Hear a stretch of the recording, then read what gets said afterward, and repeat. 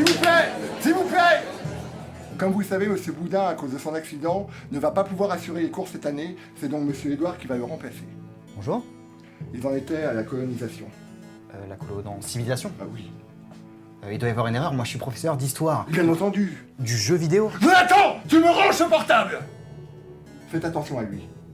Allez, j'ai confiance en vous. L'histoire et la géographie ne sont pas le fort de notre établissement. Et je veux la discipline!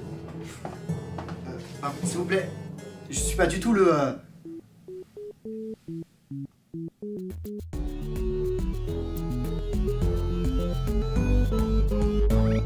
Alors, je suis le professeur Edouard, et on va pas parler de la colonisation, mais ce pourquoi je croyais devoir être là aujourd'hui, l'histoire du jeu vidéo. Monsieur, on va parler de Call of? Non. Et on va parler de FIFA 14? Non, non plus, non. On va faire quelque chose d'un petit peu extraordinaire, on va remonter en 1972, avec la naissance de l'arcade. Si je vous dis Pong, ça vous dit quelque chose? Pong, connu comme le premier jeu vidéo commercialisé, fut dans un premier temps installé dans des bars et salles de jeux sous forme d'arcade. Face au fort succès rencontré, de nombreux entrepreneurs vont alors voir en ce média un avenir certain. Monsieur, c'est quoi ce truc Pong? Bonne question Jean-Kévin. Tout d'abord, le jeu est d'une simplicité extrême. Chaque joueur contrôle un élément interactif dans le but de se renvoyer une balle. La règle principale est toute simple, essayez de ne jamais laisser passer la balle.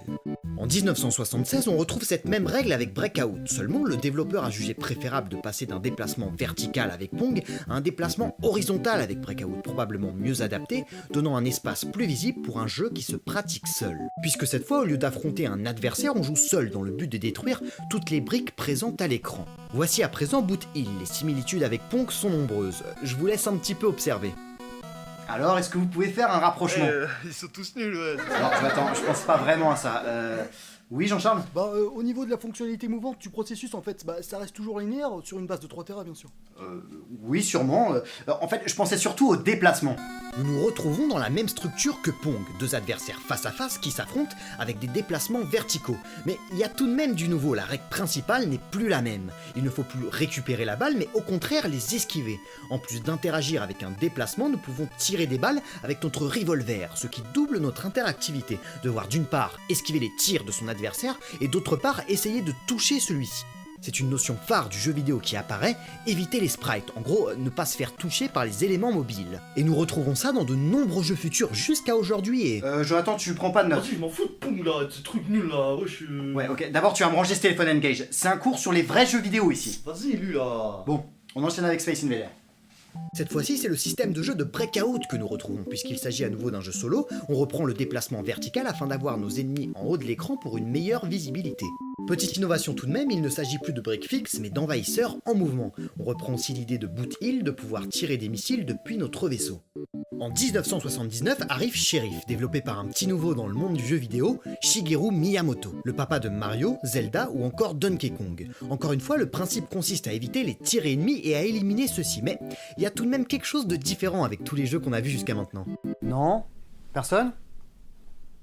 Oui, Julie? C'est un peu plus grand, on dirait. C'est à peu près ça, ouais. Bien que toujours délimité par ce carré jaune qui nous permet de distinguer instinctivement notre personnage des ennemis, Miyamoto nous offre un espace plus vaste. Nous ne sommes plus cantonnés à un déplacement linéaire, nous nous approprions une surface plus importante de l'écran, ce qui commence à complexifier les règles du jeu. Nous voyons que l'apparition du jeu vidéo demande aux développeurs de réfléchir sur les possibilités qu'offre ce média. Les nouveaux joueurs n'y étant pas habitués, ils se voient offrir une interactivité assez minime, avec des déplacements bien souvent linéaires, des règles simplistes et claires, ne jamais laisser passer la balle, détruire tous les ennemis, ne pas se faire toucher. Pourtant, avec Pong, Space Invader ou encore Sheriff, le jeu vidéo commence à se constituer un langage, avec des codes que nous retrouverons dans nos jeux contemporains. Très bien, sortez vos agendas s'il vous plaît. Et ben demain sur un cours du Bah si, vidéo. figurez-vous. Demain, nous étudierons les années 1980. J'aimerais donc que vous me trouviez un jeu de cette époque, que vous analysiez les différences ou les similitudes avec ceux qu'on a étudiés aujourd'hui. Ok? Pouah, c'est nul. Allez. Tout s'est bien passé? Oui, monsieur le professeur, c'est très bien passé, seulement il doit y avoir un malentendu. Moi, je suis pas censé donner ce cours. S'il vous plaît, professeur, ne vous sous-estimez pas. Vous êtes jeune, certes, mais j'ai complètement confiance en vous. Ils sont un peu durs, mais vous y parviendrez. Ça n'a rien à voir, c'est juste que moi, si vous voulez, je suis plutôt spécial. Arrêtez ça! Ces élèves ont besoin de vous. Alors un peu de dignité, bon sang! À demain, professeur. À demain, monsieur.